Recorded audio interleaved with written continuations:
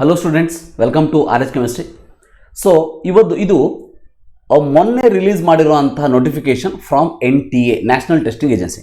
ಇದು ಯಾವುದ್ರ ಬಗ್ಗೆ ಇದೆ ಅಂತಂದರೆ urgent attention for BSc nursing or BSc honourables, so nursing course ಅಸ್ಪಿರೆಂಟ್ಸ್.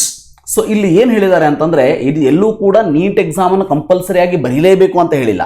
But ಏನು ಮಾಡಿದ್ದಾರೆ, NTA ಕಡೆಯಿಂದ ಒಂದಷ್ಟು ಮಿನಿಮಮ್ ರಿಕ್ವೈರ್ಮೆಂಟ್ ಅಥವಾ ನೀವು ಎಲಿಜಿಬಿಲಿಟಿ ಅಥವಾ ನಿಮ್ಮ ಅರ್ಹತೆ ಅಂತ ಏನು ನಾವು ಕರಿತೀವಿ, ಸೊ ಒಂದಷ್ಟು ಮಿನಿಮಮ್ ಎಲಿಜಿಬಿಲಿಟಿ ಕ್ರೈಟೀರಿಯಾವನ್ನು ರಿಲೀಸ್ ಮಾಡಿದ್ದಾರೆ. So if you have those minimum eligibility you are eligible to do BSc nursing. But ಎಲ್ಲೂ ಕೂಡ BSc ನರ್ಸಿಂಗ್ ಅನ್ನು ಮಾಡೋದಕ್ಕೆ ನೀಟೇ ಕಂಪಲ್ಸರಿ ಇರಬೇಕು ಅಂತ ಏನಿಲ್ಲ. ಬಟ್ ಏನಾಗ್ತದೆ, it is depending on the state government. State government ಏನಾದರೂ ಮುಂದೆ ಡಿಸಿಷನ್ ತಗೊಂಡ್ರೆ ನೀಟಿಂದನೇ ನಾವು ಅಡ್ಮಿಷನ್ ಅನ್ನು ಕೊಡ್ತೀವಿ ಅಂತ ಹೇಳಿ ಸ್ಟೇಟ್ ಗೌರ್ಮೆಂಟ್ ಏನಾದರೂ ಡಿಸಿಷನ್ ತಗೊಂಡ್ರೆ ಅವಾಗ ಯಾರ್ಯಾರು ನೀಟ್ ಎಕ್ಸಾಮ್ ಅನ್ನು ಕಟ್ಟಿರೋದಿಲ್ಲ ಅವರು ಪ್ರಾಬ್ಲಮ್ ಅನ್ನು ಫೇಸ್ ಮಾಡಬೇಕಾಗ್ತದೆ. ಅದಕ್ಕಾಗಿ NTA ದವರು ಸಜೆಷನ್ ಕೊಡೋದೇನಂತಂದ್ರೆ those who want to do BSc nursing, so ಏನಾದರೂ ಆಗಲಿ, ಸೊ ಮುಂದೆ NTA ನೀಟ್ ಎಕ್ಸಾಮನ್ನು ಕಂಪಲ್ಸರಿ ಮಾಡ್ತಾರೋ ಬಿಡ್ತಾರೋ secondary, but those who want to do BSc nursing they should write NEET exam for a careful, ಅಂದರೆ carefully ಮುಂದೆ ಯಾವುದೇ ರೀತಿ ನಿಮಗೆ ಪ್ರಾಬ್ಲಮ್ ಆಗಬಾರ್ದು ಅನ್ನೋದಕ್ಕೆ, ಯಾವುದೇ ರಿಸ್ಕ್ ಬೇಡ ಅನ್ನೋದಕ್ಕೆ ನೀಟ್ ಎಕ್ಸಾಮನ್ನು ಕಟ್ಟಿ ಅಂತಲೂ ಕೂಡ ಇಂಡೈರೆಕ್ಟ್ ಆಗಿ ನ್ಯಾಷನಲ್ ಟೆಸ್ಟಿಂಗ್ ಏಜೆನ್ಸಿ ಅವರು ಹೇಳ್ತಾ ಇದ್ದಾರೆ. ಸೊ ಇದರಲ್ಲಿ ಹಾಗಾದರೆ ಏನು ಎಲಿಜಿಬಿಲಿಟಿ ಏನು? The candidates who are decide to take the admission in to BSc nursing, see minimum age for the admission shall be 17 years on 31st December. ಇದರ ಬಗ್ಗೆ ಪ್ರಾಬ್ಲಮ್ ಇಲ್ಲ, ಬಟ್ ಮಿನಿಮಮ್ ಎಜುಕೇಶನ್ ನೋಡ್ಕೋತಾ ಹೋಗಿ. Candidate should have passed in the subjects of PCB, physics, chemistry and biology and English individually and must have obtained minimum of 45% marks taken together in PCB at the qualifying examination class 12. Class 12 ಅಂದ್ರೆ ನಿಮ್ಮ PUC second ಇಯರ್ದಲ್ಲಿ ಅಥವಾ class 12ದಲ್ಲಿ minimum 45% marks ಇರಬೇಕು. ಎರಡನೇದಾಗಿ candidates are eligible from the state open school recognised by state government and national institute of open school by central government having science subject and English only. So ಏನಂದ್ರೆ state open school recognise by state government ಅಂತಂದ್ರೆ state government under ಏನು ಒಂದೊಂದಷ್ಟು PU board ಇದ್ದಾಗೆ ಇರ್ತದೆ, ಅದರಲ್ಲಿ ನೀವು pass ಆಗಿರಲೇಬೇಕು. So minimum criteria 45% in science subject plus English ಇರಲೇಬೇಕು. For a candidate belonging to SC, ST are other backward classes, the marks obtained in PCB taken together in the qualifying examination be 40% instead of 45% stated above. ನಾಲ್ಕನೇದು in English is compulsory subject. English is compulsory subject in class 12 for being eligible for admission in BSc nursing.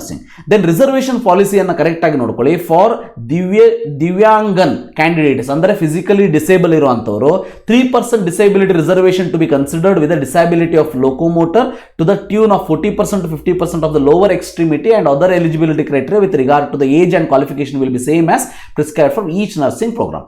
So ಈ ಒಂದು BSc nursing ದಲ್ಲಿ ನೀವು admission ತಗೊಳ್ಬೇಕು ಅಂತಂದ್ರೆ after PUC 2 ನೀವೇನಾದರೂ PWD candidate ಇದ್ರೆ 40% to 50%, above 40% generally PWD percentage ಇರಬೇಕಾಗ್ತದೆ.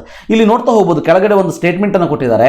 The above eligibility criteria minimum, remember ಇದಷ್ಟು minimum ಇರಲೇಬೇಕು. ಇದಾದ್ಮೇಲೆ ರಿಮೆಂಬರ್ ಸ್ಟೇಟ್ ಗೌರ್ಮೆಂಟ್ಗಳು ಒಂದಷ್ಟು ಪರ್ಟಿಕ್ಯುಲರ್ ಕಾಲೇಜಸ್ಗಳು ಇನ್ನೊಂದಷ್ಟು ರಿಕ್ವೈರ್ಮೆಂಟ್ಗಳನ್ನು ಅವರು ಹೇಳ್ಬೋದು. ಆ ಒಂದಷ್ಟು ರಿಕ್ವೈರ್ಮೆಂಟ್ಗಳನ್ನು ನೀವು ಸ್ಯಾಟಿಸ್ಫೈ ಮಾಡಬೇಕಾಗ್ತದೆ. So minimum as prescribed by INC, remember. So candidates seeking admission to the BSc nursing course in various nursing colleges, institutes are advised to check the eligibility criteria from respective college, institute and deemed universities. ಅಂದ್ರೆ ಇದು minimum criteria, but ಬೇರೆ ಬೇರೆ colleges, institution ಮತ್ತು deem ಯೂನಿವರ್ಸಿಟಿಗಳಿಂದ ಬೇರೆ ಬೇರೆ eligibility ಕ್ರೈಟೀರಿಯಾಗಳು ಕೂಡ ಇರಬಹುದು. ಅವರಿಗೆ ಸಪರೇಟ್ ಆಗಿ ಕ್ರೈಟೀರಿಯಾವನ್ನು ಸೆಟ್ ಮಾಡುವಂತ ಹಕ್ಕನ್ನು ಕೊಟ್ಟಿರ್ತಾರೆ. ಸೊ ಅವರ ಒಂದು ಕ್ರೈಟೀರಿಯಾವನ್ನು ನೀವು ಫಾಲೋ ಮಾಡಬೇಕಾಗ್ತದೆ. NTA has no role in lying down eligibility condition, the same are being communicated as per INC. This is interim measure ಅಂತ ಇದೆ ನೋಡಿ. So such candidates are advise to see, ನೋಡಿ ಇಲ್ಲಿ. ಸೊ ಇದು ಕಂಪಲ್ಸರಿ ಇಲ್ಲ, NEET exam compulsory ಇನ್ನೂ ಕೂಡ ಮಾಡಿಲ್ಲ, ಬಟ್ ಮುಂದೆ ಮಾಡಬಹುದು ಅನ್ನೋದಕ್ಕೆ ಏನು ಮಾಡಿದ್ದಾರೆ, such candidates are advise to appear for NEET 2021 and fill the online application for NEET 2021.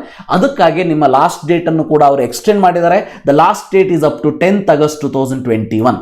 ಗೊತ್ತಿರಲಿ, 10th August ಸಂಜೆ 5 ಗಂಟೆವರೆಗೆ ಅದನ್ನು ಎಕ್ಸ್ಟೆಂಡ್ ಮಾಡಿದ್ದಾರೆ. ಮಾಡಿದ್ದಾರೆ. ಇನ್ನೂ ಯಾರಾದರೂ ನೀಟ್ ಎಕ್ಸಾಮಿನೇಷನ್ ಫಾರ್ಮ್ನ ಫಿಲ್ ಮಾಡಿಲ್ಲ ಅಂದರೆ, ಸೊ ನೀಟ್ ಎಕ್ಸಾಮಿನೇಷನ್ ಫಾರ್ಮನ್ನು ಹೇಗೆ ಫಿಲ್ ಮಾಡಬೇಕು ಅನ್ನೋದಕ್ಕೆ ಡೀಟೇಲ್ ಆಗಿ ಒಂದು ವಿಡಿಯೋವನ್ನು ಮಾಡಿದ್ದೀನಿ. Please you can see that. So ಯಾರು BSc ನರ್ಸಿಂಗನ್ನು ಮಾಡಬೇಕು ಅಂತ ಇದ್ದೀರಿ, ಸೊ ಯಾವುದೇ ಮುಂದೆ ಟೆನ್ಷನ್ ಮಾಡ್ಕೊಳ್ಳೋದು ಅಥವಾ ಮುಂದೆ ಪ್ರಾಬ್ಲಮ್ ಆಗುವಂಥ ಸಿಚುವೇಶನಿಂದ ತಪ್ಪಿಸ್ಕೊಳ್ಬೇಕು ಅಂತಂದರೆ ನೀಟ್ UG 2021 ಕಟ್ಬಿಡಿ. ಸೊ ನನ್ನ ಒಂದು ಸಜೆಷನ್ ಇಷ್ಟೇ, ನೀವು ಅಪ್ಲಿಕೇಶನ್ ಫಾರ್ಮನ್ನು ಹಾಕಿ ನೀಟನ್ನು ಅಟೆಂಡ್ ಆಗಿ. ನೀವು ಎಷ್ಟು ಚೆನ್ನಾಗಿ ಮಾಡ್ತಿರೋದು ನಿಮಗೆ ಬಿಟ್ಟಿದ್ದು, ಬಟ್ ನೀಟ್ ಎಕ್ಸಾಮನ್ನು ಕಂಪಲ್ಸರಿ ಅಂತ ಮಾಡಿಬಿಟ್ರೆ ಏನು ಮಾಡ್ತೀರಿ, ಇವೆಲ್ಲ ಮುಗಿದ ಮೇಲೆ, ಹೌದಾ? ಸೊ ಅದಕ್ಕೆ ಯಾವುದೇ ರೀತಿಯ ಪ್ರಾಬ್ಲಮ್ಗಳಿಗೆ ನೀವು ಒಳಗಾಗಬಾರ್ದು ಅಂತಂದರೆ ನೀಟ್ ಎಕ್ಸಾಮಿನೇಷನನ್ನು ನೀವು ಇವತ್ತೇ ಕಟ್ಟಿ, ಅಂದರೆ 10ನೇ ತಾರೀಕು ಒಳಗೆ ಕಟ್ಟಿ ನೀವು ಸೇಫರ್ ಸೈಡಲ್ಲಿ ಇರೋದು ಬೆಸ್ಟ್ ಅಂತ ಹೇಳಿ ನನ್ನದೊಂದು suggestion. So thank you for watching. Have a nice day.